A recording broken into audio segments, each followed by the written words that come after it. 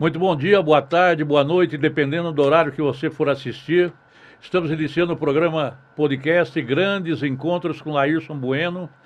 Hoje, num sábado, estamos gravando porque temos a grande honra de ter conosco como convidado o advogado Hércio Quaresma, de Belo Horizonte, advogado com vasta experiência na área criminal e que está aqui conosco para nos falar e nos brindar com a sua experiência. Muito bom dia, boa tarde, boa noite, doutor Hércio Quaresma, que prefere ser chamado por Hércio Quaresma. Então, quando os espectadores ouvirem, não é que eu estou desmerecendo o colega, não, ok? Seja bem-vindo, é um super prazer, Hércio Quaresma. Saravá, meu amigo, saravá. Eu não gosto muito desse negócio, porque eu falo, eu não sou doutor, sou PhD, por hora desempregado. Eu não fiz mestrado e doutorado, eu prefiro, deixa só a Quaresma que é mais negócio. O imposto de renda nem olha a gente. Não, né? Espero que o leão não coloque as suas garras na minha insignificante pessoa. Certo. Eu queria que o senhor falasse um pouco do seu currículo e também da sua vinda a Brasília, a sua participação no seminário aqui. Nós somos naturais de Nova Iguaçu, Rio de Janeiro, saí de lá com 15 anos, gravido na órbita de Belo Horizonte há 44 anos, exerço a advocacia criminal há 33, dos 59 que perturbo seres humanos, notadamente promotores e juízes, aqueles que não sabem respeitar a prerrogativa. Ontem na palestra, que foi um convite que foi feito pelo Michel, nós fizemos um apanhado da advocacia no Tribunal do Júri, e eu disse, eu não começo confusão, eu acabo com elas. Né? A partir do momento que você me respeita, eu vou respeitá-lo. A partir do momento que você tenta aviltar-me, você vai ter uma resposta na altura da ofensa irrogada. Então a gente fala, você arruma confusão? Não arrumo, eu acabo com elas. Porque há um limite entre aquilo que a autoridade, seja Ministério Público, seja juiz, magistratura, delegado de polícia, tem... Né? Eu não sou subordinado a ele e eu tenho que entender o seguinte, o respeito que eu entrego lá é aquele que eu exijo para cá. Eu lembro eu fazendo um júri uma vez, eu falei para o promotor, o seu concurso público não lhe dá poderes para ofender, né? É aquela questão da diplomacia, né? Reciprocidade. Você me tratou bem, eu te trato bem. Então, estamos aqui no exercício da advocacia. Hoje eu estou na condição de conselheiro seccional e diretor de prerrogativa da OAB-MG. Tribunal do Júri é o que dá mais destaque por causa do holofote.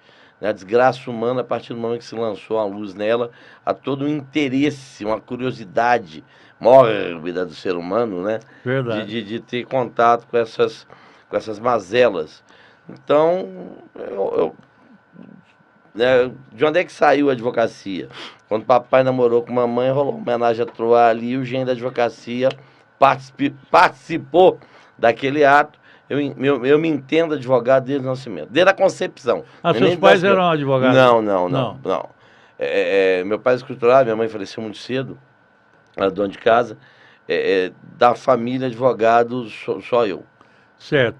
Isso do núcleo familiar nosso. Tem outros advogados, mas criminalista só eu. Você me fez lembrar do podcast anterior que eu fiz sobre maquiagem e beleza agora. Porque você falou da questão mórbida, né? A sociedade tem ansiedade por saber essas coisas, né? E eu, no podcast anterior sobre maquiagem e beleza, eu perguntei uma coisa que assustou muitas maquiadoras inexperientes ou novatas, né?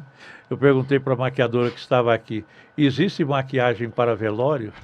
Né? Tem. E tem. Você sabe, tem. E não é só para o defunto, é para a viúva, né? Para a viúva eu não sabia, não, mas dependendo da contingência do decujos lá, tem toda a maquiagem lá. Para melhorar o semblante do cidadão que tiver embarcando. Exatamente. Não chegar tão ruim, lá em cima ou lá embaixo. Certo. Mas então, Hércio Quaresma nunca pensou em ser médico, dentista, engenheiro? Não. Sempre advogado. Houve um tempo que a minha história eu entrei no escritório de advocacia como faxineiro, limpava banheiro, servia café, depois datilógrafo, né? Não tinha digitador, era datilógrafo. Aí nós passamos num concurso da Polícia Civil, ficamos 3 anos na instituição, 1 ano com o movimento sindical, nós Na Polícia Civil era escrivão? Não, detetive, investigador. Ah, investigador. Já troquei muito tiro por aí, já participamos de muitas ações de conflito. Movimento sindical no corpo desse período lá dentro. Saímos, eu tinha interesse em ser delegado, eu gosto muito da atividade policial, respeito muito aqueles que nos respeitam, aqueles que trabalham direito. Os que não prestam, e nós temos maçã podre em todos os lados, na advocacia, no judiciário, no Ministério Público, né? Também na polícia. Mas o trabalho policial bem feito, ele tem que ser aplaudido, né? Porque o crime ou o criminoso está sempre um passo à frente da sociedade. Você defende o criminoso? Não, defende o direito dele. Se ele perpetrou um homicídio qualificado e o promotor enxerga uma qualificadora além daquela devida, eu vou discutir aquela qualificadora. Eu não vou negar a autoria de um crime confesso, mas eu vou discutir. A medida da repressão da reprimenda a ser imposta a ele, ela está no limite que a lei determina? Não, então eu vou discutir essa questão. Então, o exercício da advocacia criminal, senhoras e senhores, nós não defendemos crime, nós defendemos direito daqueles que perpetram crime. E um detalhe, não gosto do criminalista, dá uma chapada aqui, ó. Vamos imaginar que fosse um uísque, dei uma talagada, pego o meu carro, vou dar um rolé, atropelo a velhinha que está passando em cima da faixa de pedestre. Aí vão fazer aqui uma alcoolomia, vai dizer o quê? Bafômetro? Está embriagado. O que o promotor vai enxergar? Dolo eventual. O que dá de 12 a 30 anos de cana? Aí você vai começar a achar que o advogado criminalista não é tão ruim quanto você imagina. Porque o crime está inerente ao ser humano. Para aqueles que são criacionistas, desde o rascunho da Bíblia, Deus sabia que Caim ia matar Abel. O primeiro delito perpetrado, né? Porque foi uma questão moral, a situação lá do Adão e Eva com a maçã. O crime mesmo foi Caim ceifando a vida de Abel. Então, desde lá até o Amargedon, não vai parar de ter crime. Ou homicídio, ou tráfico, sequestro, lamentavelmente os abjetos do estupro, os crimes sexuais. Então, para isso tem que ter o quê? O Estado juiz para julgar, equidistante das partes, não aqueles conchavos de Moro e Dallagnol, né, aquelas treta, mutreta e cara preta. O Ministério Público atuante, competente, reto, até no quanto a ser acusado, que o cidadão tem o direito de ser bem acusado. Ele não pode ser acusado nem a menor, nem a maior, na medida daquilo que ele fez. E a defesa para colocar o contraponto. Então, o sistema nosso exige isso. E o respeito entre esses atores é imprescindível. Às vezes, obviamente, descamba para um negócio que nós somos, aspas, seres humanos, aspas, animais racionais, em que pese a irracionalidade de algumas das nossas condutas. E você verifica muito o seguinte, no caso da Lava Jato, eu não sou nem lulista, nem bolsonarista. Eu sou um ser humano com um pouquinho de intelecto. Pouco, mas tem algum. Então eu não gosto de nenhum tipo de banditismo, seja de um lado ou do outro. Você não pode ter um juiz combinando com o procurador da República o que vai fazer, como é que vai agir. Você fere aquela equidistância que tem que existir entre o magistrado e os atores do processo. Quem são eles, os outros? Ministério Público na acusação e defesa. Isso a sociedade tem que entender. Juiz não é nenhum tipo de... Como é que fala? Cavaleiro do Apocalipse, não. O ministro Intocável. Não, o ministro Décio Cordeiro teve, hoje advogado, ele fez uma consideração, o juiz não é herói. O juiz não tem que punir ninguém, ele não tem que combater nada, ele não é combatente. Combatente vai para o exército. Ele é um cidadão que vai apresentar a ele uma demanda, notadamente na área criminal, contraposta a ela pelos argumentos defensivos, seguido, observada ampla defesa, respeitado o contraditório, assegurado devido processo legal, ele vai prolatar um julgamento. Então não tem que falar, eu combater o capeta, você vai combater, pegar uma arma e vai para o exército, vai lá, vai para a rota, vai para o rotan, você julga, você é juiz. É um desvio de função. Não, eu combati, olha o discurso do Moro aí, não, eu combati, não combateu nada não. Você é um juiz e mau juiz, que foi considerado suspeito, é um cidadão que era tendencioso, e que a Vaza Jato demonstrou as tretas dele com o Dallagnol, né?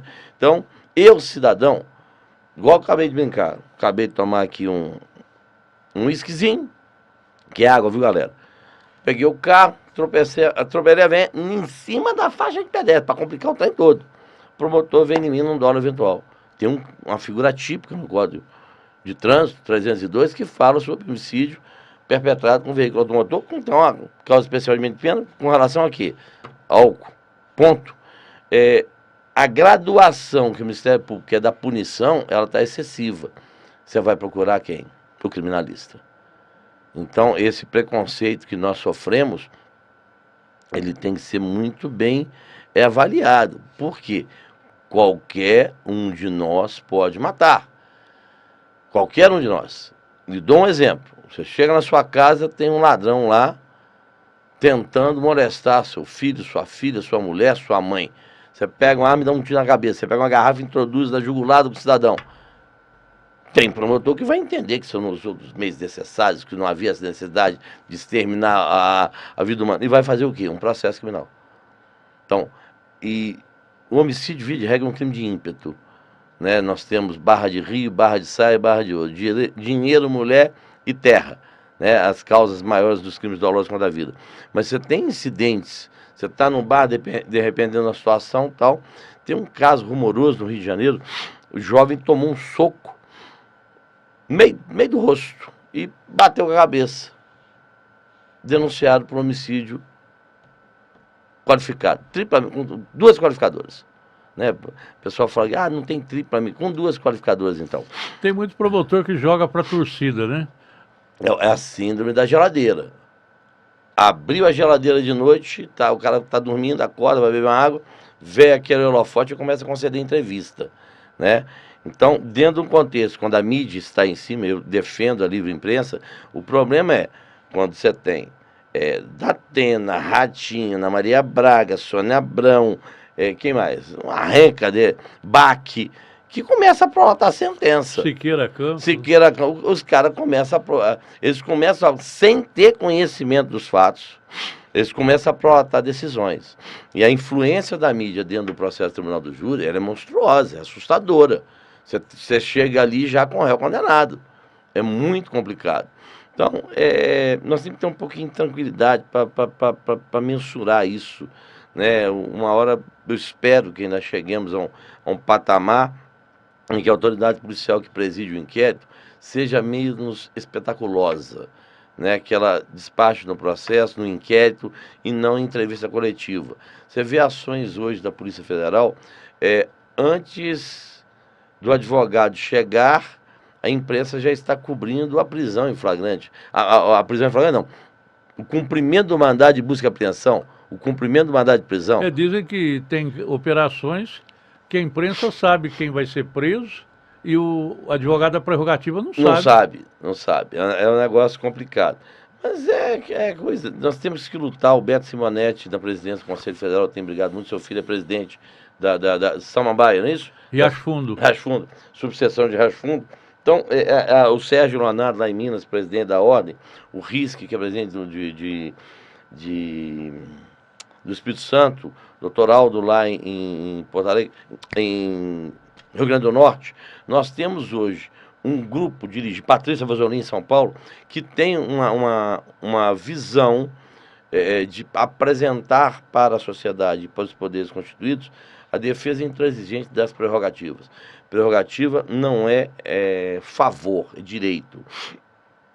Inamovibilidade, irredutibilidade de vencimento são prerrogativas, porte de arma do juiz do promotor. O nosso é acesso ao cliente, acesso à peça informativa, que é o inquérito policial. Isso é na defesa da cidadania, porque a última fronteira de um Estado poderoso, com quem está com os glúteos, que o vulgo conhece como bunda, pregado no banco dos réus, é o advogado. Nós é que vamos enfrentar esta ação estatal e que muitas das vezes é equivocada. Quantas não foram as vezes que nós contemplamos, data recente, o cidadão respondia a 62 inquéritos policiais num reconhecimento viciado. O STJ se manifestou sobre isso recentemente. Processos de reconhecimento absurdamente, o procedimento, melhor dizendo, de reconhecimento absolutamente viciados, né, que conduzem a condenações. Ah, o cara está preso, foi preso, não estava rezando. Você fala, meu, mas peraí, será que ele foi preso em flagrante? Será que os elementos que levaram à prisão são idôneos? A investigação foi correta? Né? A lisura na interceptação, os prazos foram observados, não houve intervalo.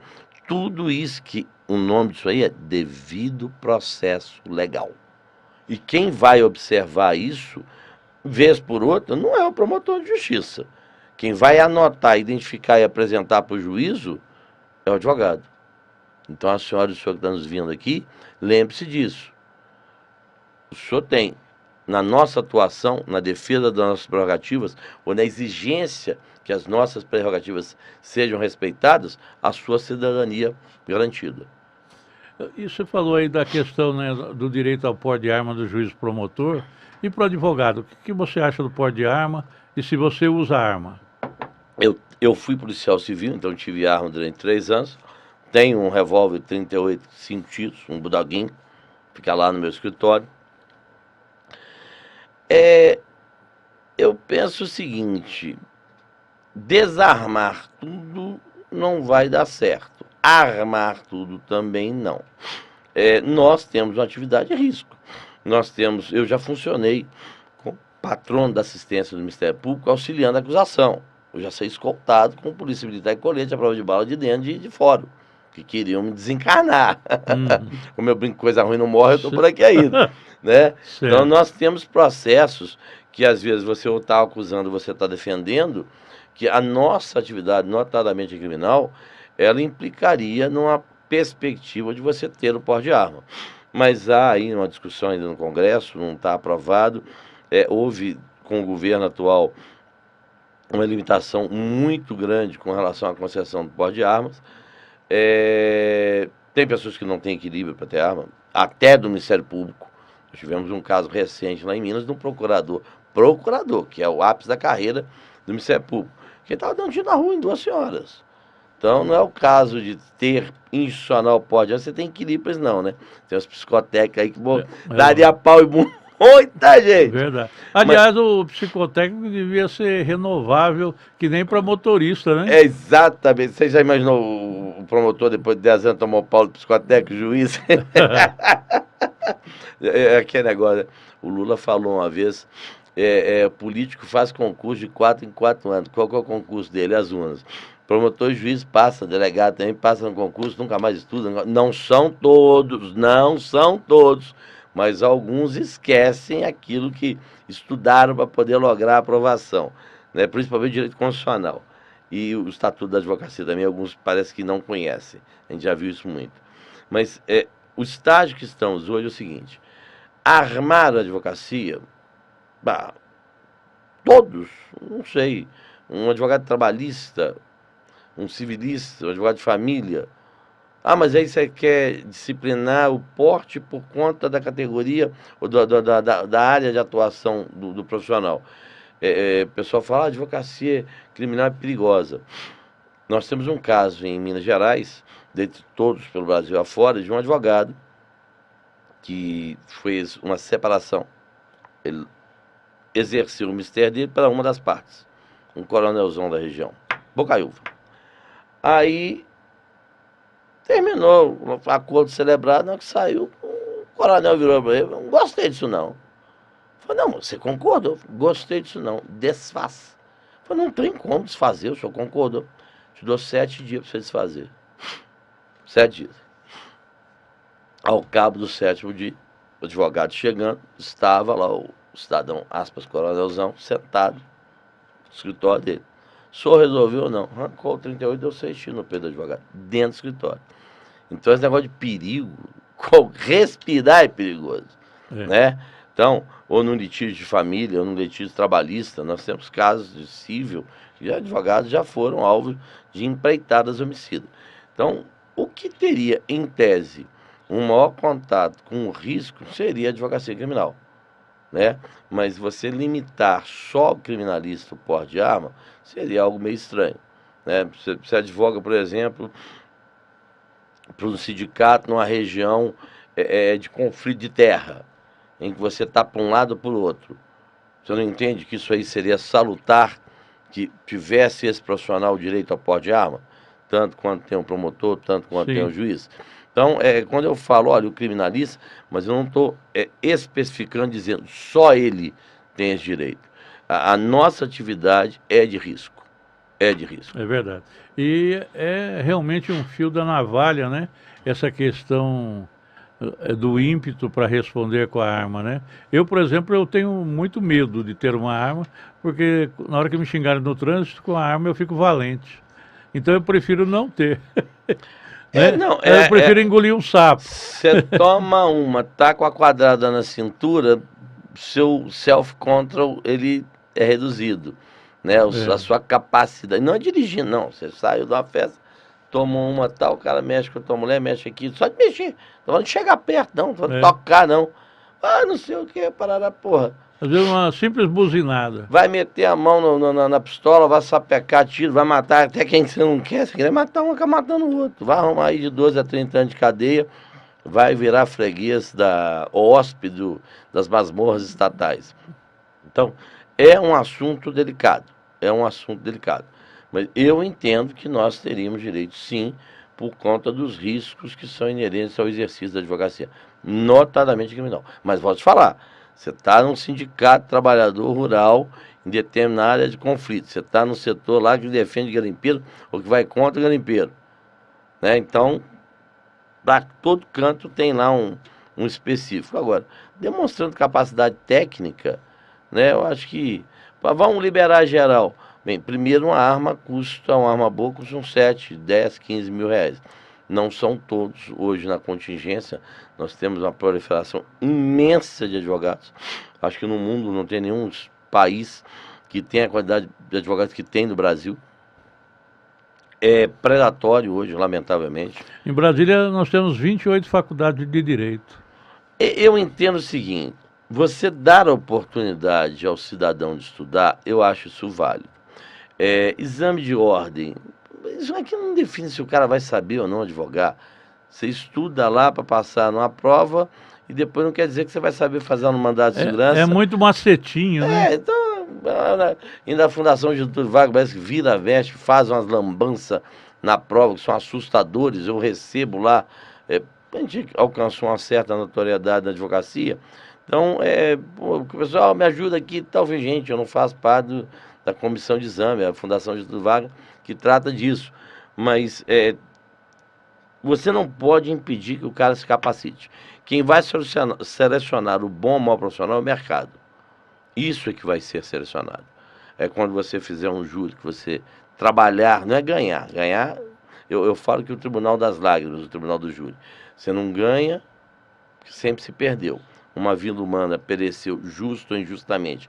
Porra, 40, como é que você fala numa vida humana perdida justamente? O cidadão está tentando estuprar a sua mãe. Você chega e dá um tiro na testa dele, ele estava praticando um delito. Você agiu em legítima defesa de terceiro, né? Injustamente. Numa briga de trânsito, você mata o cara.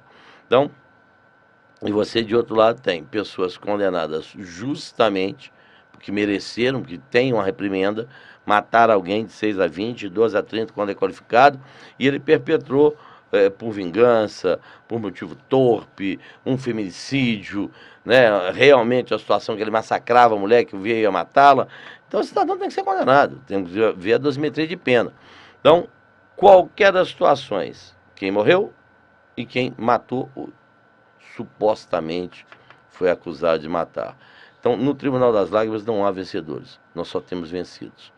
Então, essa questão de armamento, essa questão hoje da seleção natural que você vai ter com o profissional que for para o Tribunal do Júri, numa demanda trabalhista, numa demanda fundiária, numa ação tributária, numa ação previdenciária, o mercado vai selecioná-lo.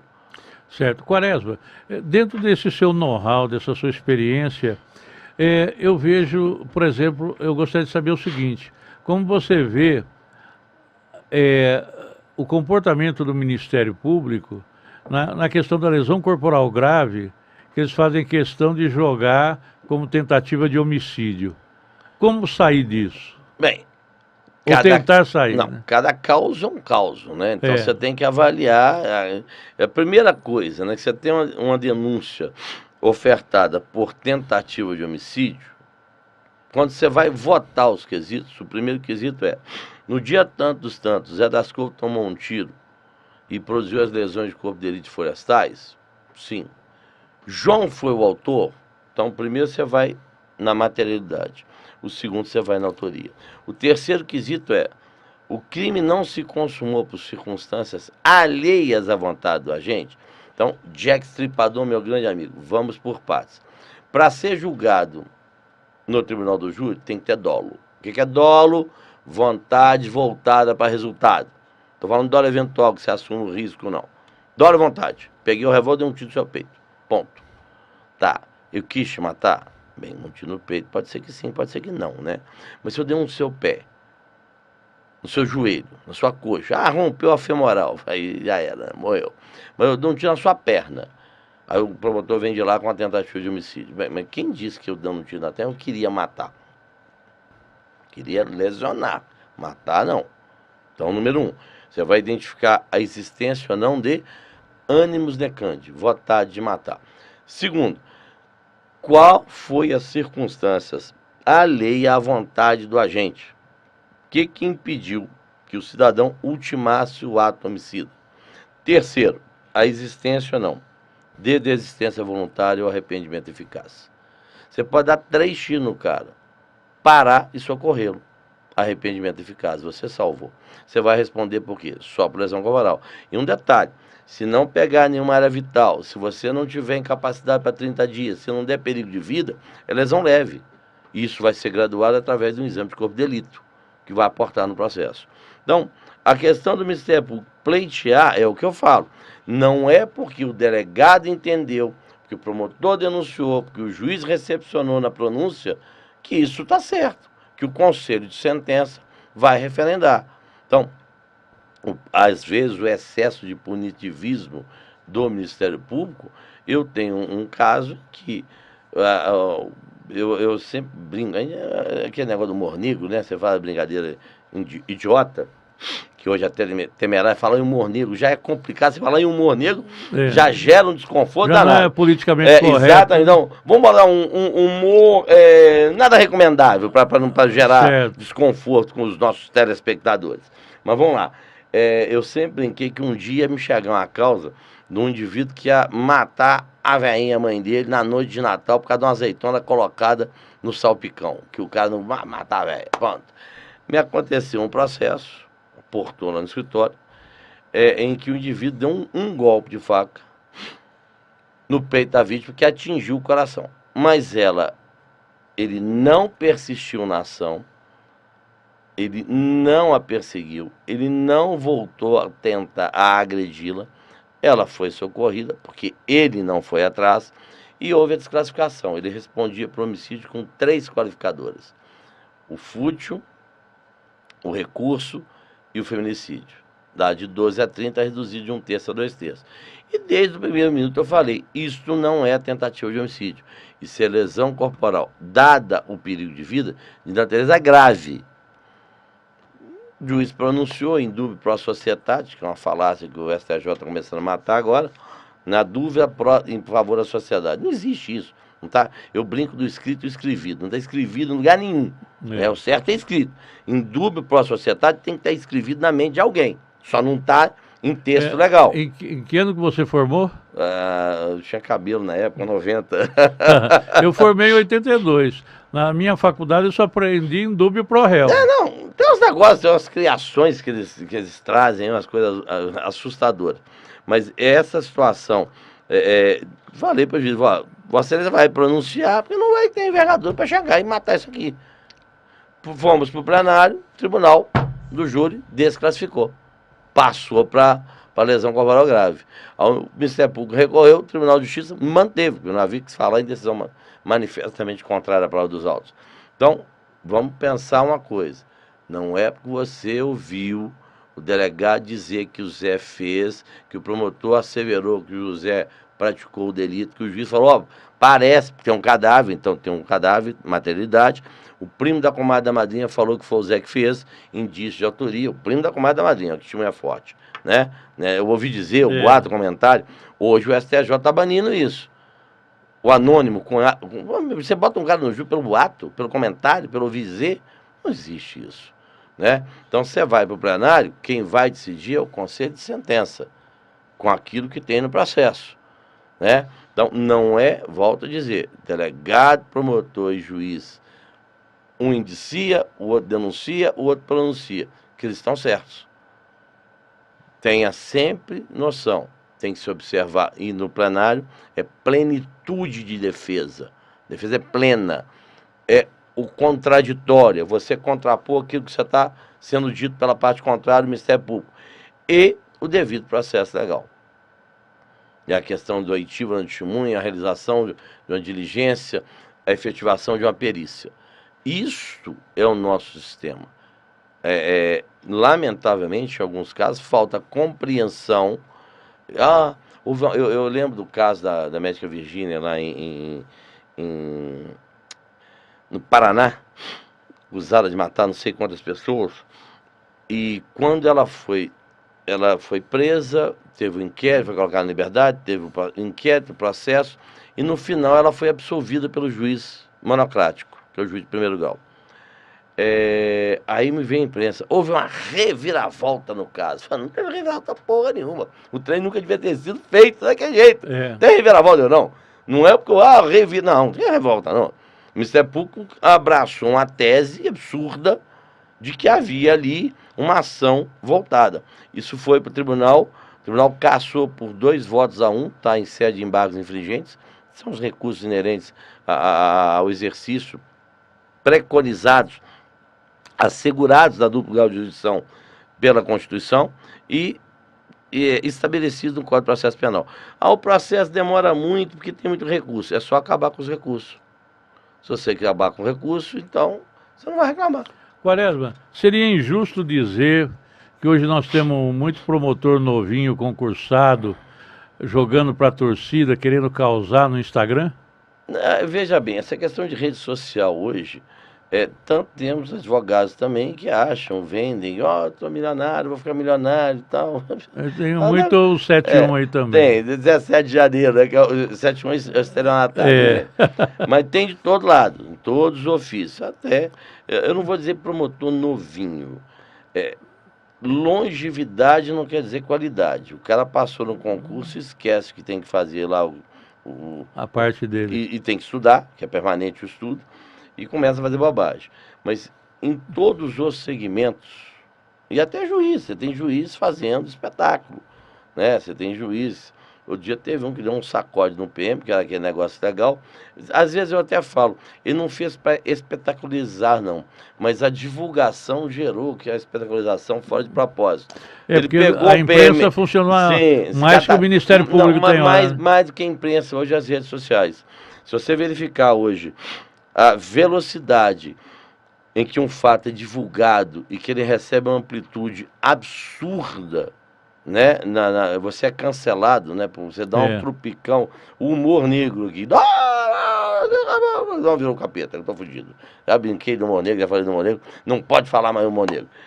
Então isso gera um cancelamento do indivíduo que está sendo racista, está sendo isso, está sendo aquilo. Eu fico até pensando, né? Eu que sou do Star Wars, gosto do Star Wars, o lado negro da força, fudeu, você não pode falar mais. Então, temos racismo? Temos o preconceito com relação à mulher, com relação ao judeu, com relação ao nordestino, isso é inegável. Mas não são todas as vezes considerações. Imagina hoje Rita Lee lançando Ovelha Negra da Família, né? Cantando o seu Ovelha Negra da Família. Olha o tamanho do problema que nós teríamos hoje. Tim Maia também tem uma música que fala alguma coisa. Didi Mocó, colesterol, mufuma e tal, chamando o Mussum de negão, chamando o Dedé, fruta, coxinha. Então, temos problemas, sim. Mas, às vezes, eu até me redimo aqui, viu, galera? Desculpa aqui do tal do Mão Negro. Mas é uma situação hoje, o alcance das redes sociais, ele É necessário, como é que é o negócio do Nelson Rodrigues? O mundo, eu esqueci a frase, depois eu posso até consultar ali. Os idiotas vão vencer o mundo, não pelos argumentos, mas pela quantidade. É algo mais ou menos assim, depois vocês procuram aí do Nelson Rodrigues, viu, galera? Porque todo mundo hoje fala, e de uma pra outra você vê um imbecil falar um negócio, virou dogma, virou verdade, né? Então não é o caso de ser o promotor novinho. Os promotores antigos podem usar redes sociais do mesmo jeito que o advogado usa também. Agora, isso é inerente ao aspas ser humano, aspas animal racional. Por que você fala aspas? Porque o Homo sapiens, eu acho que não deu certo, né?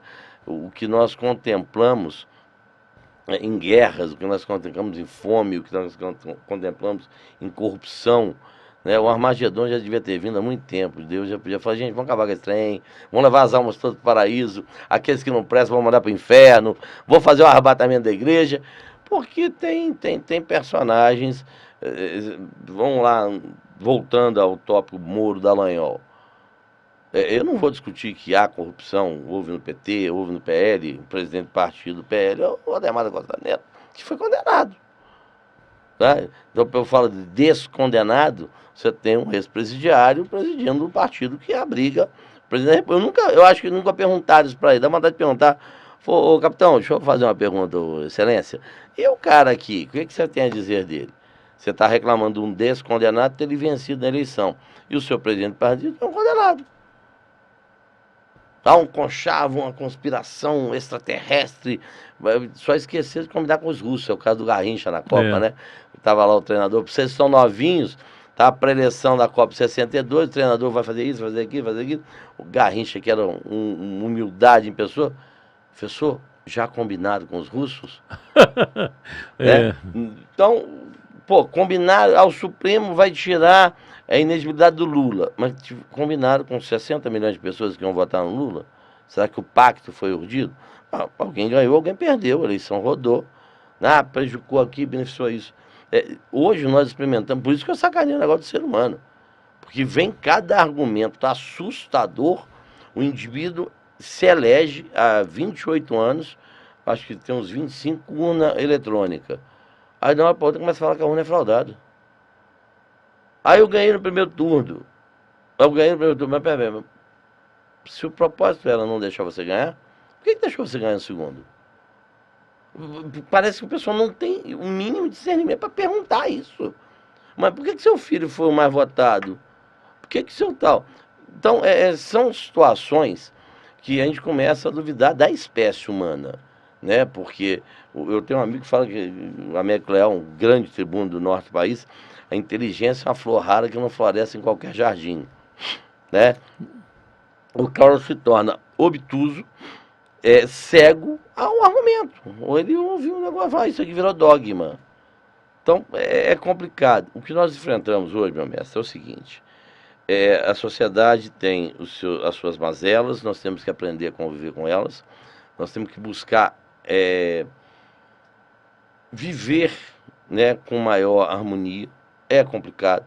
Você não vai eliminar o crime nunca, nunca, só com Armagedon mesmo, tá? Volto. Desde o rascunho da Bíblia, Deus sabia que Caim mataria Abel.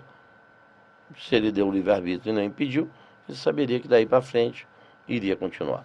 E a tendência, pela própria Bíblia, é piorar, né? Até o Armagedon. Já podia ter chegado, né? Arrebata quem tem que arrebatar, leva lá para riba e o resto tudo vai descer para o inferno. Satanás vai ficar feliz lá com a quantidade de política que vai receber. Vai ter muito eleitor, né? Vai. Mas há quanto tempo no Tribunal do Júri? 33 anos. Eu tenho mais desde o primeiro ano de faculdade? Não, já no primeiro ano. Tem 33. Eu tenho mais de 1.200 atuações em plenário, 300 delas sem receber um centavo sequer, fruto de um trabalho que nós fizemos como defensor dativo de um grupo chamado Multidão da Cidadania. Foi idealizado pelo Zé Amâncio Souza Filho, juiz do segundo tribunal, e empreendido pelo saudoso Antônio Moacir Genon, que foi quem me deu a oportunidade de entrar a primeira vez no plenário. E a partir dali nós não paramos nunca mais. E o júri virou uma paixão, então? Eu sou tarado pelo júri. Não é paixão, é tara. Ali é tesão. Aquilo ali é um lugar que não... É você contra o Estado. Para a senhora, para o senhor que está nos assistindo, Vocês não têm ideia do poder que o advogado tem, que a advogada tem. Que é descontrapor com argumento, de forma fundamentada, aquilo que foi deduzido. Desde lá do inquérito, do aquele policial que houve, ó, o primo da comadre da madrinha, o anônimo comentário, boato, disseram que foi o Zé que matou. Aí bota lá no boletim de ocorrência. Aí vem o investigador e fala, ó, o informante me disse que foi o Zé. Aí o delegado vai lá e sapeca uma prisão temporária, pede, o juiz decreta no Zé. Aí ele é indiciado, denunciado, pronunciado. Aí vai no plenário, 2, 3, 4. No nosso REC são 6 dias de júri, em 3 ocasiões diferentes. Aí vem, já tanto, o Zequinha tomou tiro, encontrou Jesus, Satanás, sim. Segundo, o João foi o autor? Como é que se julga, né? É uma pergunta objetiva com a resposta monossilábica. Cada jurado recebe uma cédula sim, uma cédula não. Então vai apurar um sim, um não, um sim, um não, um sim, um não. Aí eu tive o dia que o juiz fez bam, bam, bam, bam, fala, pô, isso é sacaneia. Não. Meu amigo, o cara tá preso há 3 anos, você sabe que o cabra é inocente. Não existe poder igual a esse. De você ser a única profissão, tirando carreira de Estado, edificada, alçada ao patamar constitucional, que é o 133 da Constituição, o advogado é indispensável de administração da justiça, quando você vence todo o Estado, principalmente quando você está certo. Ah, Quaresma, quando você vence, você está errado. Vem cá, quem tem toda a estrutura estatal, sou eu não. Eu sou um ser privado.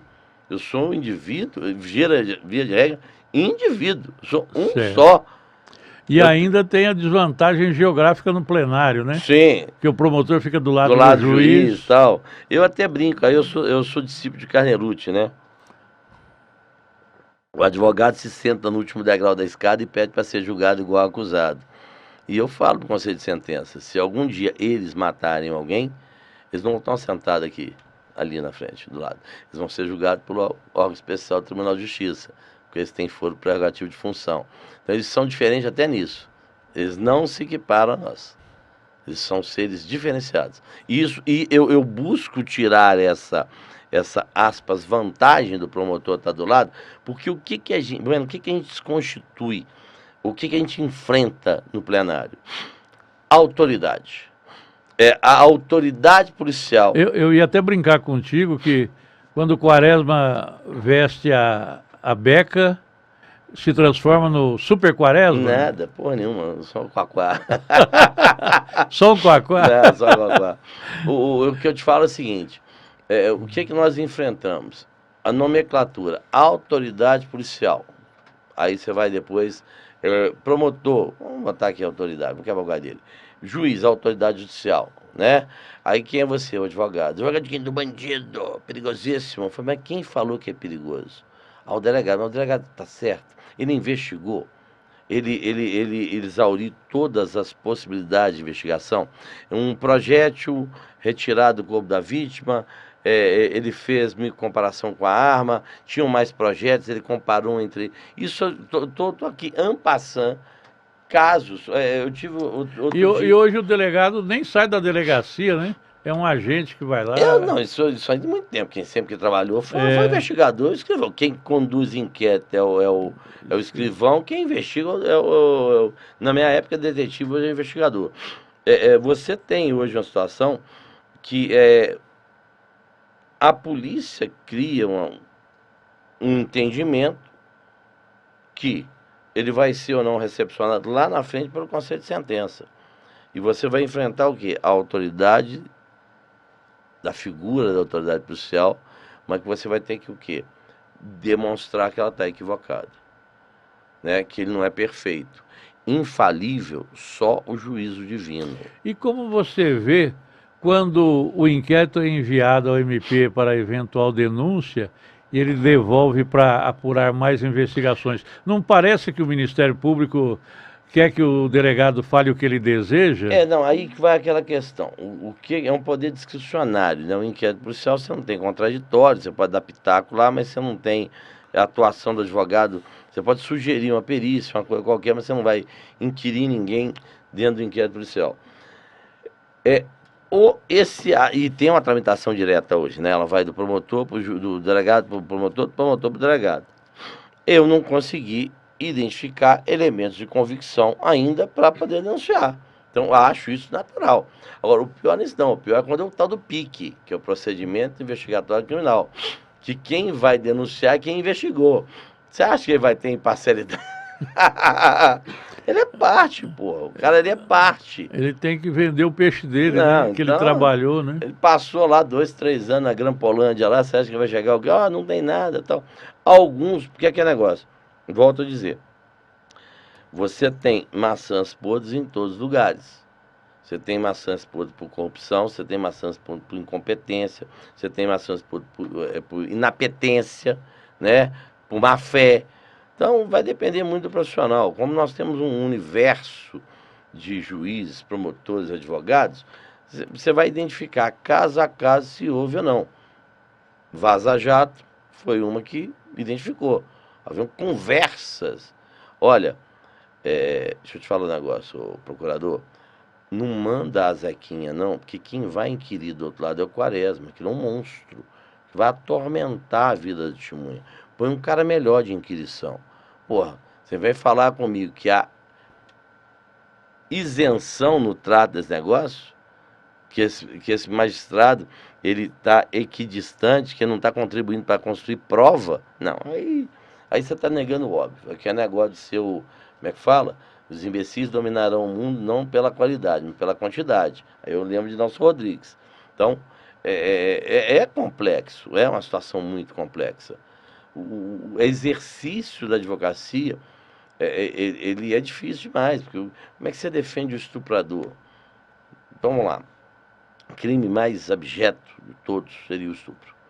De uma criança, de uma mulher, de um menino, né? De um homem. Mas, vamos dizer um negócio. Estuprou. Tá, houve o estupro. Quem foi o autor? Nós temos um caso emblemático no Rio Grande do Sul, em Lajeado. O cidadão foi reconhecido, reconhecido pela vítima. Então, um auto de reconhecimento, foi ele que me estuprou. Tá bom. Como é que chegaram nele? Um cara foi preso, porque houve o estupro e houve um furto. Aí, a essa coisa, né, do latim, essa coisa, foi encontrada com um terceiro elemento. E a vítima, olha, sabe que foi encontrado aqui? É esse aqui? Ah, não. Aí a res foi, de onde é que você arrumou isso? Com o Zaquinha. E o Zaquinha que foi reconhecido. Tá bom. Foi um estuprador só, tá? Um só. Caba foi condenado. A palavra da vítima tem força probatória. Um belo dia, não sei por que não antes, resolveu fazer o DNA no material genético que tinha lá não sei se sêmen, não sei se sangue, no local dos fatos. Não era do preso. E aí? Como há um banco nacional, então eles fazem isso, compararam. Quem estuprou foi o cara que delatou ele, que foi preso com arresto furtiva. Entraram com a revisão, buscando caçar isso no Tribunal de Justiça do Estado do Rio Grande do Sul.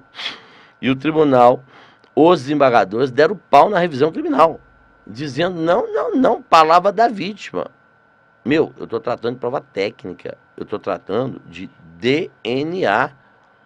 O cara tem um histórico de estuprador, o cara estava com arresto furtiva, o cara delatou o outro e ponto. Que é uma prova científica... irrefutável, né? A não ser que você tenha fraude, manipulação nela lá, mas é que é negócio. Como é que você vai colocar o material genético do cara que foi encontrado com um objeto furtado? Então não tem jeito de manipular uma bagaça dessa.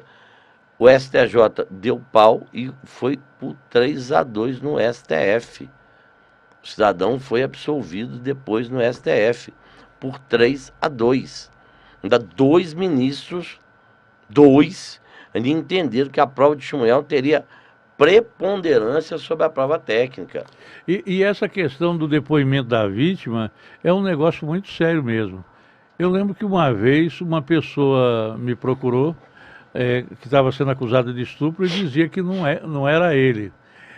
O que aconteceu? Ele se separou da esposa numa cidade do Distrito Federal aqui, chamada Samambaia, E mudou-se dali. E aí a filha da mulher que ele separou, a enteada dele, Disse que foi violada. no outro dia na escola, faz um chororô para a diretora da escola, para a professora, dizendo que foi violentada. E aí a delegada já ia decretar a prisão dele. Aí eu cheguei para a delegada e falei, excelência, faz... Ia pedir a postular a prisão. Exato. Faz primeiro a perícia, mas eu confesso para você que eu fiz o pedido até meio sem fé, porque nem eu estava acreditando muito na inocência Do dele. cidadão. E olha o que aconteceu. E a menina já tinha namorado, já tinha outras relações sexuais, etc, né? A chance era de 99% do meu cliente ser condenado. E aí sai a perícia, e no boletim de ocorrência ela tinha dito que quando da penetração houve sangramento, rompimento do ímã e um sangramento que doeu muito. Isso no boletim de ocorrência. Já no nascedouro do negócio. Aí vai para a perícia, o médico vem e me informa no laudo que não havia rompimento do ímã porque o ímã dela era complacente ou elástico. Então, se não houve rompimento, não houve sangramento. Sim. Se não houve sangramento, ela mentiu já no boletim de ocorrência. E a sorte dele foi essa, para ele ser absolvido. Porque o ímã podia ter sido rompido pelo namorado dela. E estaria a prova da maternidade. Né? Hoje é muito...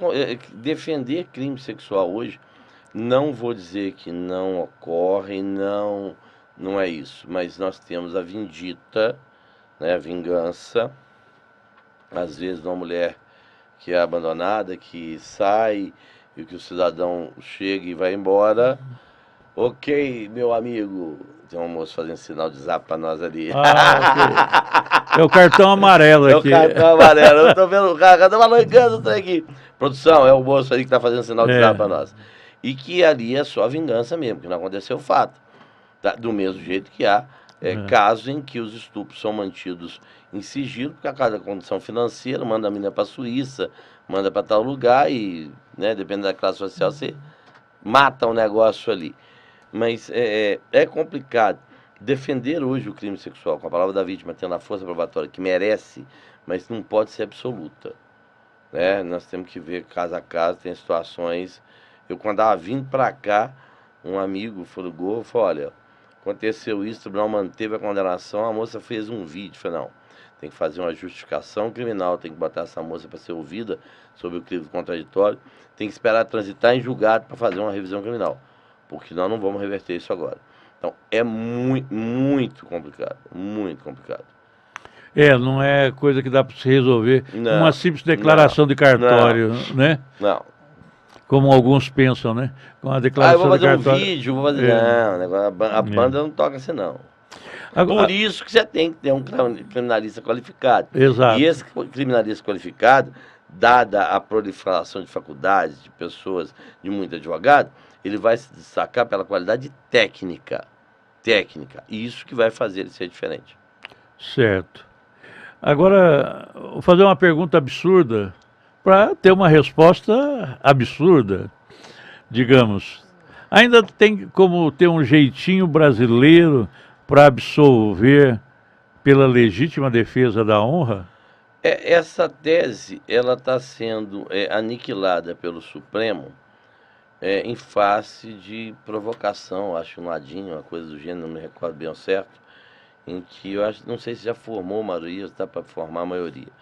Eu lhe confesso que uma vez só na minha vida, em todos os 1.200 júris, que eu aventei isso. Foi um caso em Santa Rita de Cássia, no interior da Bahia, em que houve uma prova cabal e irrefutável de um relacionamento extraconjugal da vítima com um determinado personagem, em que o marido, alucinado, exterminou.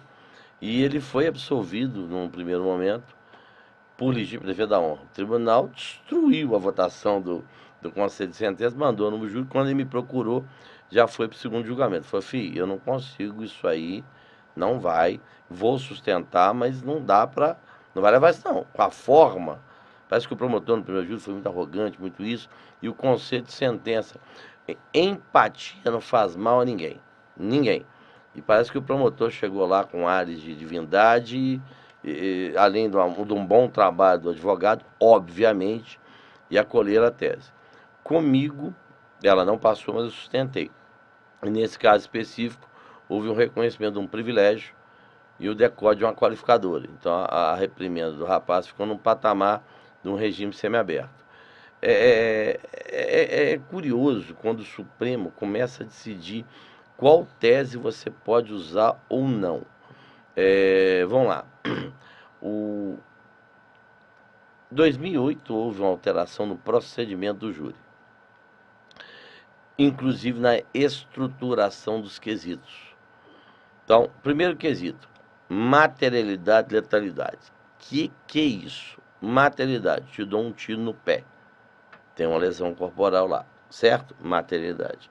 Letalidade, você morreu por causa do tiro no pé. Então, tem um nexo causal, artigo 13, tá? Então, te dou um tiro no peito, vou melhorar o trem. Só pequeno azeitão no seu peito. Aí vai fazer a perícia quando o disparo te alvejou, você já tinha morrido de infarto. Tem nexo causal? Tem a ferida? Tem. Ela causou a morte? Só para deixar bem claro. Para tiro no pé é para matar, tá dando no peito. Mas quando eu atirei em você, você já tinha morrido de infarto. Você pode provar isso tecnicamente, cientificamente, tá? Olha, o músculo cardíaco aqui, o tiro foi aqui, o trem foi aqui, entre o tiro e tal, por filmagem. Estou dando um exemplo muito assim, palpável, tangível, Certo. né? Então, materialidade, houve a lesão. Letalidade, não morreu de susto, morreu de tiro. O povo gosta de falar de bala, então tá bom. Segundo quesito, autoria. Se você nega a autoria, o que é que você fala? Não foi o Zé. Ponto. A tese é muito clara, muito clara, muito clara. Terceiro quesito, aí é que vem o negócio. Antigamente, você vinha legítima defesa própria, legítima defesa de terceiro, legítima defesa da casa do capeta, o diabo que o vale. Cada tese dessa era submetida à votação.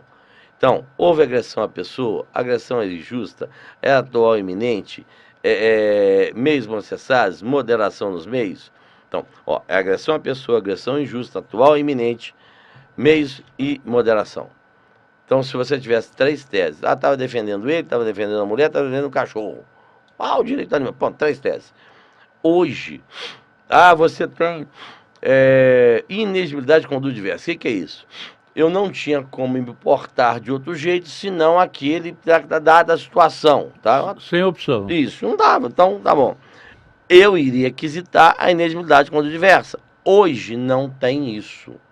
Hoje você coloca tudo isso no terceiro quesito, se for homicídio consumado. Qual quesito que é esse? O jurado absolve o réu. Então, a pergunta do jurado absolve o réu traz no corpo dessa singela frase, desse singelo, simples questionamento, algo amplo. O que é amplo?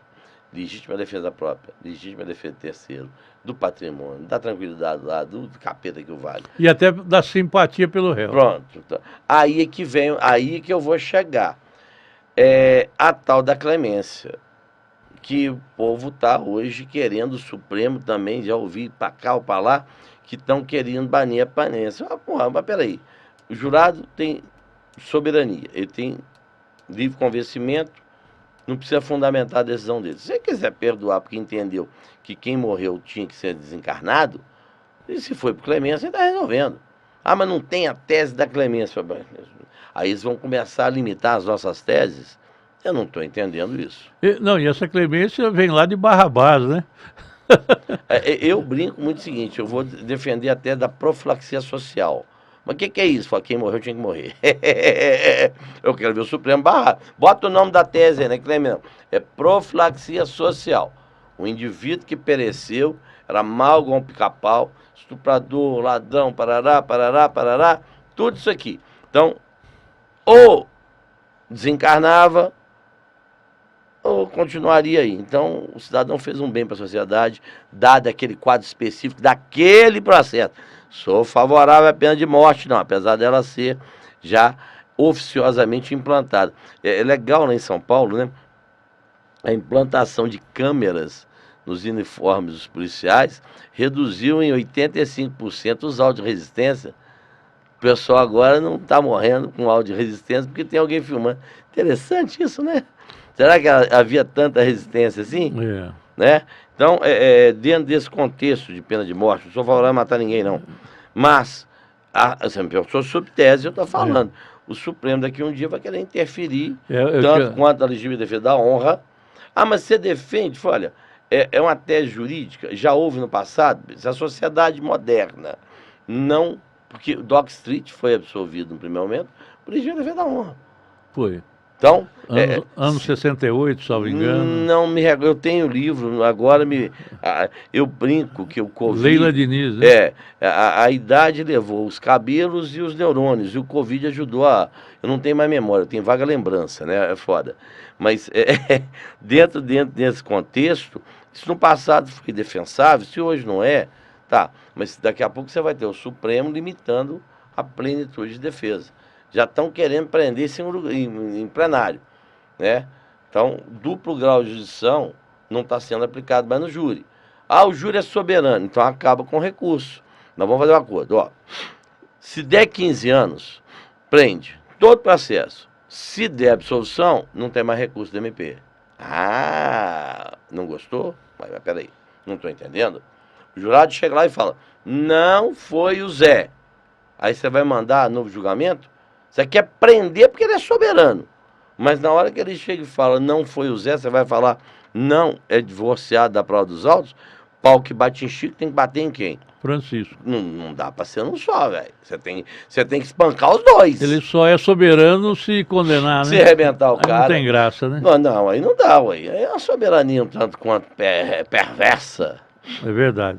Você acha que a composição por gênero do corpo de jurados é fundamental para a absolvição? Vamos lá, Jack Stripador, meu grande amigo, vamos para os partes. Eu já falei várias vezes, eu já tive crime contra a mulher que eu coloquei, que o conselho de sentença foi composto por 7 mulheres. Tá? E eu disse, não se julga com órgão genital, julga com o cérebro, é com a consciência. Então daqui a pouco você vai estabelecer uma cota para cá, uma cota para cá. Eu não sei, eu tenho visto muito disso atualmente aí, estão conversando, mas isso aqui é o quê? Colocar primeiro... O pessoal fala que a mulher tem outro tipo de sensibilidade para julgar. Aí eu vou te perguntar o seguinte, vamos entender uma coisa, são 7. Como é que você vai dar paridade? Vai ter sempre um número a mais, né? Ou vai ter 4.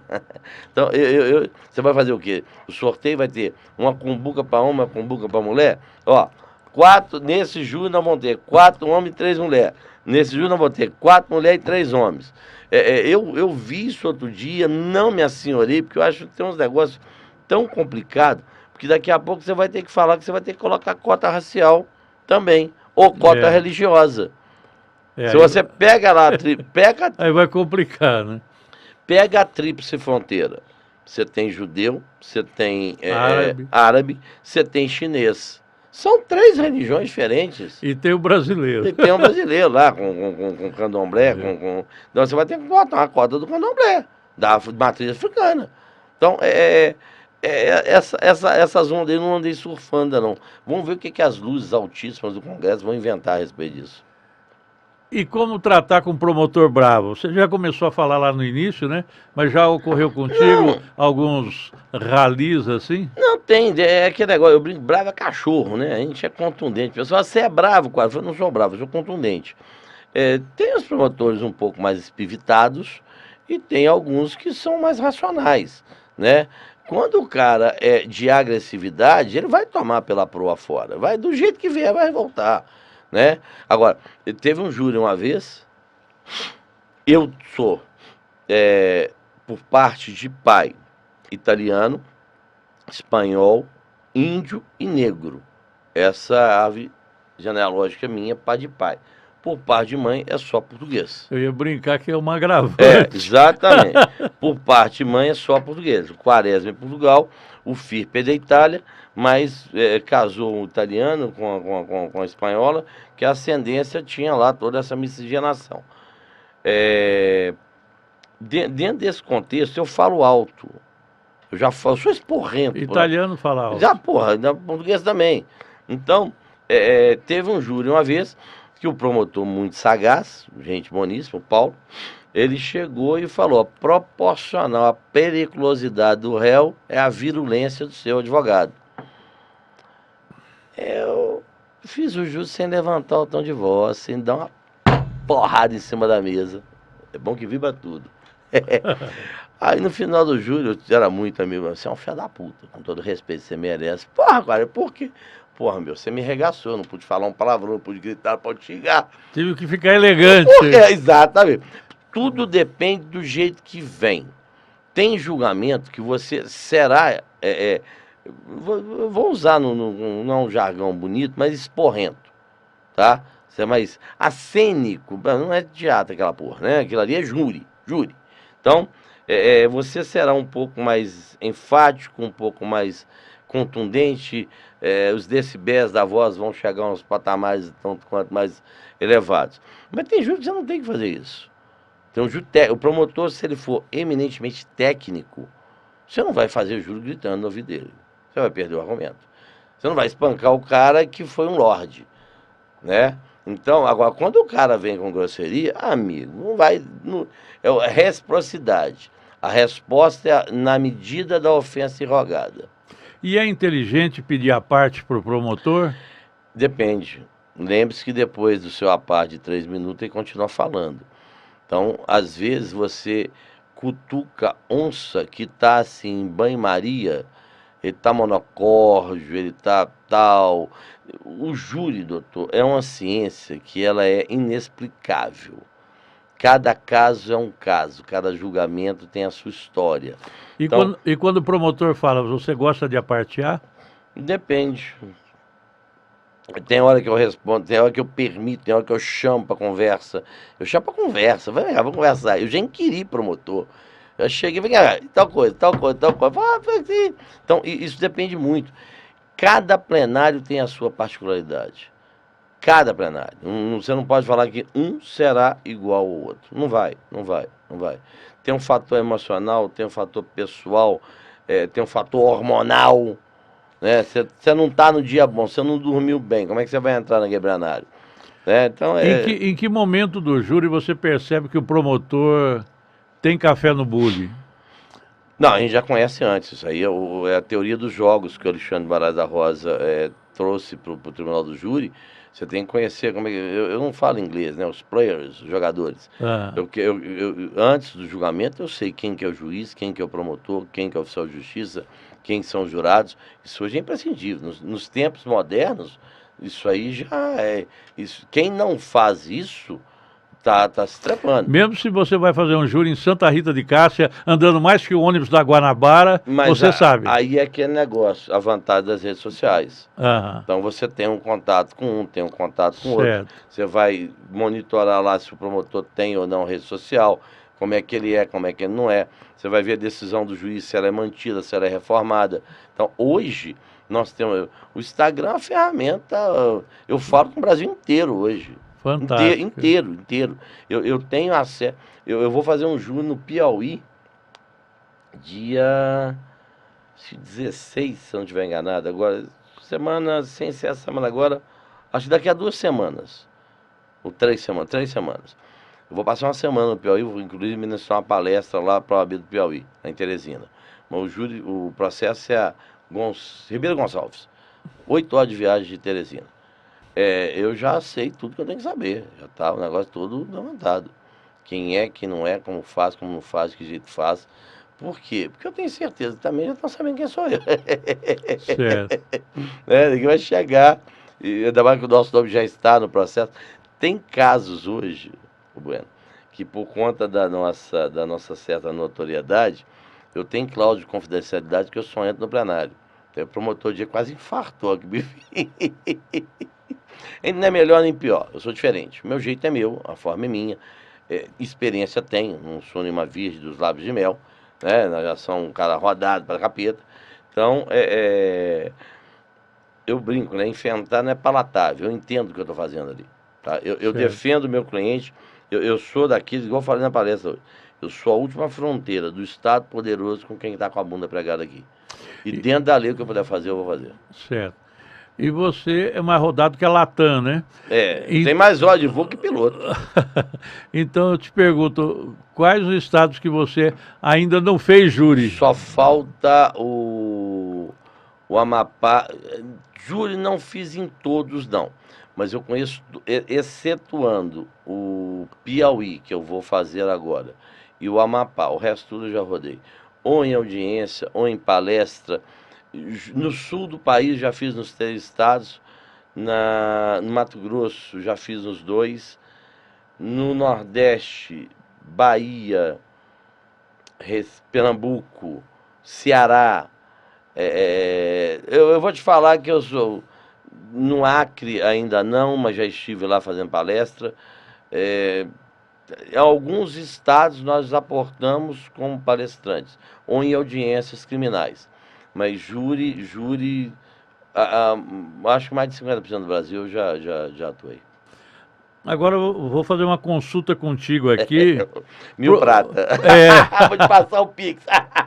Advogado tem que cobrar consulta. Tem, né? Advogado tem que cobrar consulta. Não há como. Você acha que deve ter a plaquinha no escritório, consulta? Não, acho que não precisa plaquinha. O cara me liga, tal, freguês, aqui, ó, 1.000 prata, R$500, R$200, R$100. Tem uma tabela mínima lá da ordem, lá tem esse valor. Porque é o seu tempo, é a sua expertise. Verdade. Né? Aqui é negócio, o cara chega uma máquina lá toda complexa, aí chama o técnico dá uma marteladinha, resolve. É lógico. Aí vem a fatura, R$100.000. Porra, que é isso? Você dá uma marteladinha. Especifica. Marteladinha, R$10. Experiência para saber onde dá a marteladinha. 99.980. Não, é porque essa pergunta é muito interessante, principalmente para advogado jovem. O que você faz quando percebe que o cliente está mentindo?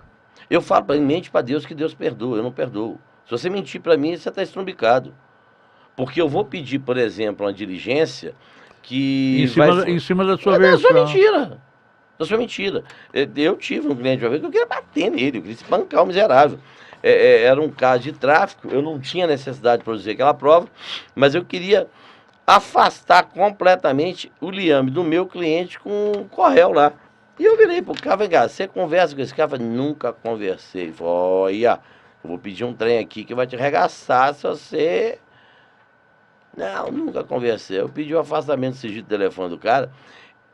Teve uma época, eu entendo também os planos corporativos, que você, para conversar com sua esposa, você tinha nos planos, você não tinha minutagem, né? Não cobrava, né? Uhum. O cara conversou com o Correio num dia, mais do que eu conversei da minha mulher o mês inteiro. Nossa. Falei, meu amigo, isso é cadeia, agora na certa. Outro dia eu pedi um afastamento do sigilo do telefone de um cliente meu.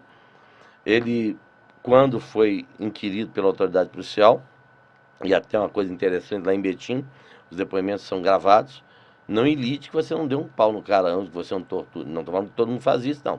Mas empresta mais credibilidade. Pra você falar depois, toma um cacete. Você vê o semblante do cara, você vê a postura, a forma. Então você tem fatores que você pode avaliar sobre a idoneidade daquela informação prestada. E nome, endereço para telefone, tal. Meti a mão, fui lá no presídio. Você matou as pessoas? Eu falei, não tem nada a ver com isso. Nada. Eu falei, tá bom. Excelência, quero afastamento do sigilo do telefone do meu cliente. Da tanta hora. Do meio-dia às 21 horas. O fato aconteceu às 18. A juíza deferiu, veio lá o resultado. Aí eu peguei as herbes, contratei um perito, e o perito me deu. Às 18 horas, horário da morte, ele estava a 40 quilômetros do lugar onde a vítima morreu. Através da prova técnica. Vou falar que ele deixou o telefone, meu amigo, você está começando devagar. Ele emprestou um número quando foi ouvido. Ele está dizendo que não foi ele. A sua prova de presencial aí é toda claudicante. Estou provando que o telefone dele estava sendo usado a tal distância. Então, se ele mente para mim, e eu faço um pedido desse, e dá a herb dele no local da morte, olha o tamanho da confusão que eu arrumei. Verdade. Então, eu falo, eu tenho o meu jeito, minha forma, cada um vai fazer a sua maneira. Mente para Deus que Deus perdoa. Eu não. Sou implacável. Você vai se trumbicar. Outro detalhe, hoje está crescendo muito o feminicídio. Você acha que o Estado tem como fazer alguma coisa para evitar esse aumento do Eu feminicídio? tenho um promotor de justiça que eu já tive até uma altercação física com ele, chamado Francisco de Assis Santiago, nós trocamos tapas 2 vezes em plenário, que ele fala que a mulher alcançou um estágio na sociedade hoje de presidência da República, presidente Supremo, presidente do Senado, presidente da Câmara, então, governadoras, tal, desembargadoras, presidente do TRF, ela não conseguiu ainda ficar livre da violência do homem. Essa questão da violência de gênero, notadamente o tipo penal que é criado do feminicídio, ela tem uma particularidade. É você praticar o delito em razão da condição de mulher, do sexo feminino. Que hoje a Maria da Penha, inclusive no transexual, está sendo usado. Só para você ter ideia. Não sei como é que vai ser para frente aí na interpretação do inciso 8º para o 2º do 121, que é o rotulado de feminicídio. Todo crime contra a mulher é feminicídio? Não. Você tem aí, por exemplo, no meio, nunca houve confusão nenhuma, nunca teve briga nenhuma, do cara pega no meio da discussão, dá um tiro no meio da mulher. Pum. É feminicídio? O Tribunal do Júri vai discutir isso. Agora, aquele cidadão que vivia violando a mulher, violentando a mulher, não no aspecto sexual, mas nos direitos, no modus vivendi dela. Até Né? no psicológico, né? Exatamente, a violência psicológica, física, moral. Ele chega e mata a mulher, ó, você tá ali com a qualificadora. Aquele trem que eu te falei, bicho. Aspas, ser humano, aspas, animal racional. O homem acha que a mulher ainda é uma propriedade privada dele. Não todos os homens, então não vamos generalizar.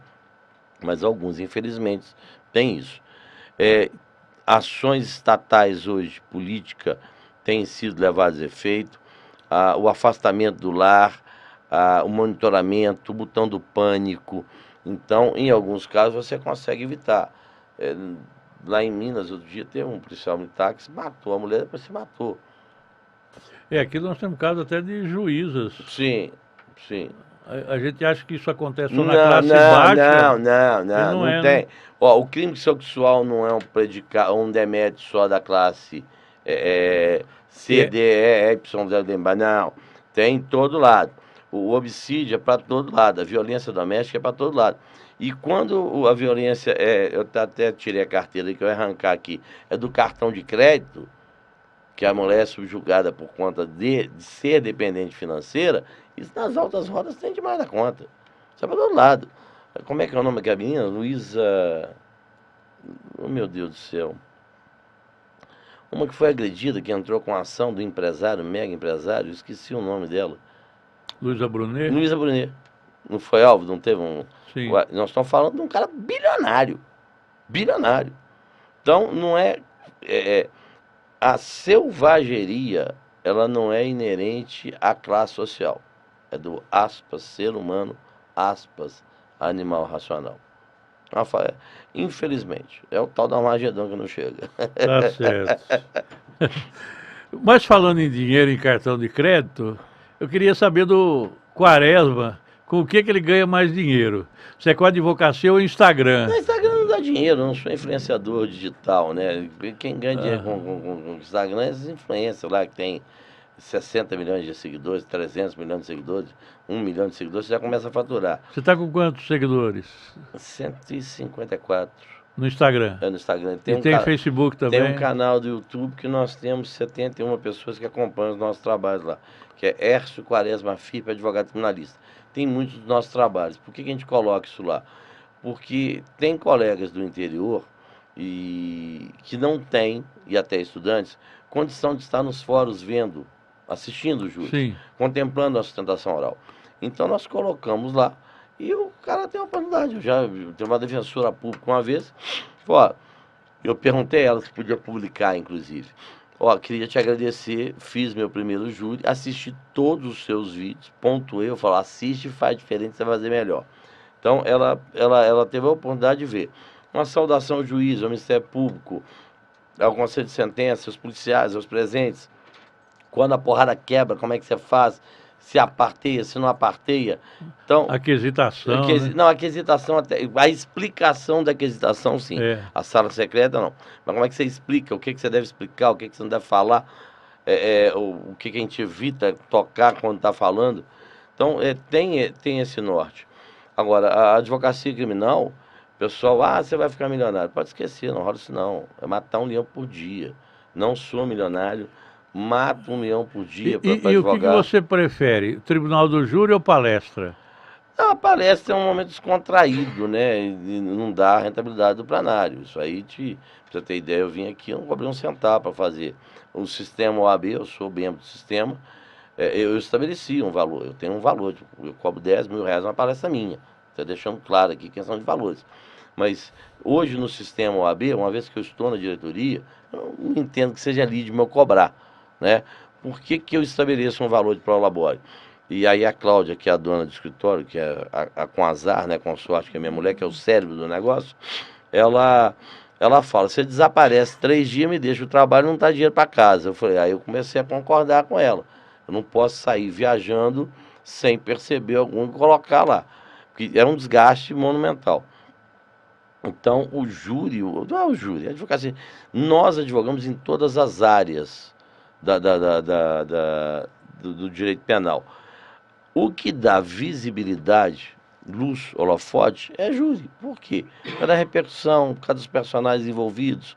Então, isso tudo tem aquele quê de curiosidade mórbida do ser humano, o animal racional, né? Para saber o desígnio das coisas.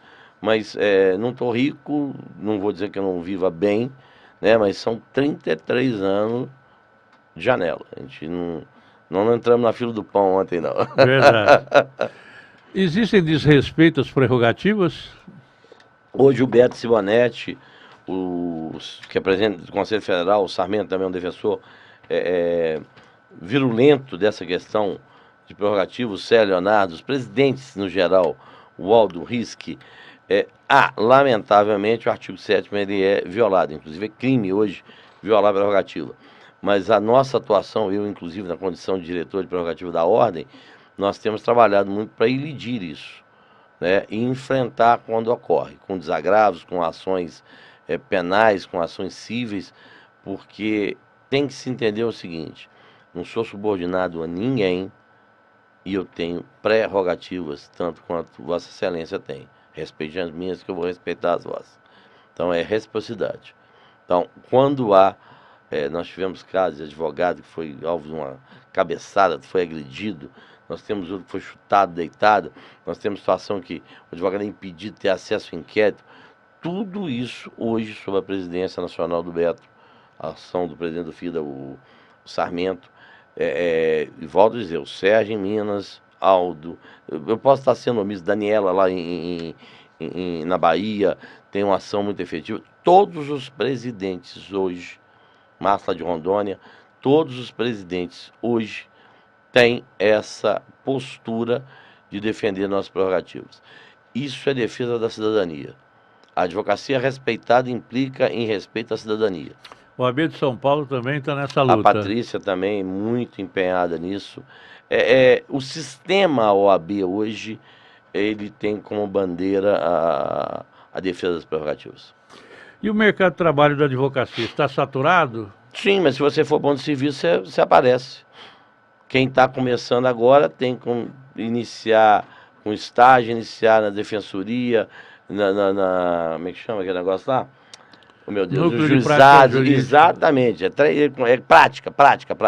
Você tem que ter teoria, mas não adianta você sair de lá formado se você não tiver prática. Certo. Você acha que o Ministério da Educação deve proibir novos cursos de direito? Eu vou te falar um negócio, é muito relativo essa questão, volto a lhe dizer, o filtro é o mercado. Então você vai impedir que o cidadão faça o curso por conta dessa ou daquela nuance. Aí eu tenho um posicionamento, Eu não posso impedir do cara. Ah, a faculdade é ruim. O MEC vai avaliar, a ordem vai avaliar, se não tem condição, fecha. Tá? Mas a instituição foi feita, oportunizou aquele cidadão que até então não teve condição de estar numa outra instituição de ensino para poder alcançar o bacharelado, depois vai ter o filtro do exame de ordem, depois vai ter o filtro do mercado. É uma questão, eu não teria capacidade para dizer com dados técnicos, e aí eu acho, o pessoal vira bem, eu falo, tenho o meu jeito de conversar com o cliente, pergunta mais idiota que meu cliente pode fazer, qual que é? O que você acha? Eu queria achar os 6 números da Mega Sena, botar 60 milhões no bolso e nunca mais trabalhar. Não acho porra nenhuma. No final de um processo, eu vou ter uma condenação, uma absolvição. Então, não acho nada. Então, achismo, não. O meu posicionamento é esse. Eu não tenho posição definida, exceto essa que eu estou te falando. Acho que você, reputo, para não falar acho, reputo que você não deveria limitar a possibilidade do cidadão estudar. Agora, se tem qualidade técnica ou não, esse trem não é comigo, é com o MEC e a ordem fiscalizando. Então a última pergunta agora, que nunca te fizeram, eu tenho certeza, porque o entrevistador é doido também. Se Écio Quaresma tivesse lugar de Beto Simonetti, acabaria com o exame de ordem? Não sei, a questão do exame de ordem, o pessoal fala que seria um filtro, tal, mas é aquela coisa, será que esse exame de ordem, objetivamente, ele é capaz de mensurar a sua condição para exercer a advocacia? Submeter um indivíduo que passou 5 anos, que foi vencendo etapas e sendo aprovado, né, em faculdade boa, em faculdade ruim, eu digo o seguinte, não existe faculdade boa e faculdade ruim. Existe aluno bom e aluno ruim. Quem faz a faculdade não é a instituição, é o aluno. Nós estamos no século XXI, já passado quase um quarto dele. Quase um quarto do século XXI. A condição que tem hoje de estudo não é aquela quando eu entrei na faculdade em 1986. Hoje, e também para advocacia. Só não faz um serviço de qualidade hoje quem é preguiçoso, quem não quer. Não quer. Por quê? Você tem acesso hoje ao STJ e ao STF às petições dos maiores advogados do Brasil que militam lá. Você tem acesso à petição do Cacai, você tem do Auri, do Toron, do Maris, do Beto. Você olhou lá, você não vai copiar aquele trem, mas você vai entender o que o cara fez. E do mesmo jeito, você tem material vasto ao extremo. A faculdade deficitária, pô, eu quero ver processo penal, quem quer que tal, né? Eu quero ver direito civil. Então, há esse filtro. Não sei se benéfico ou maléfico. Você começa a medir o seguinte: quais são os percentuais de aprovação? Não sei se 15%, 25%, 30%. Ora, se você tem 70% que não está passando, tem uma coisa errada. Ou com o exame ou com quem está fazendo o exame. É o certame ou o examinado. Concorda comigo? Sim. Então, esse cara depois vai ter condição de advogar? Tá, o cara que passou tem condição de advogar? Ele sai de lá preparado para advogar? Para montar um escritório, para cobrar um honorário? Para chegar, para a tabela da ordem eu tenho que seguir de cabo a rabo? Né? Então, é muito relativo. Eu não sei. O exame de ordem é outra questão que eu demandaria um estudo que eu não tenho ainda o domínio dele para poder te falar, acaba ou não. Agora, se você não consegue passar num exame, e volto a te falar, a Fundação Getúlio Vargas tem deixado... mas aí vai um outro ponto. Os caras reclamam às vezes por um ponto, 2 pontos. Mas peraí, porque errou 2 questões, mas e as outras 50? Né? Então você está reclamando que você não passou na beirada? Né? E as outras? Por que você não acertou mais 10? Né? Ah, mas você não sei. Tinha uma celeuma danada com a prova de trabalho desse ano, o pessoal deu cambalhota no inferno, dizendo que a prova foi isso, foi aquilo. Talvez aprimorar, né? Verificar, chegar lá, bater um papo. Falei, vamos fazer um negócio aí. Onde é que vocês estão errando tanto aqui? Por que eu tenho uma gama tão grande de insatisfeitos com esse negócio? Então, acabaram? Não. Primeiro que eu não tenho nem envergadura para ascender ao Olimpo que está o nosso presidente Beto Simonetti. E segundo, isso eu acho que demanda um estudo mais aprimorado, que eu não tenho capacidade técnica. Eu queria achar a Mega Sena acumulada, eu não vou me meter nisso. Ok.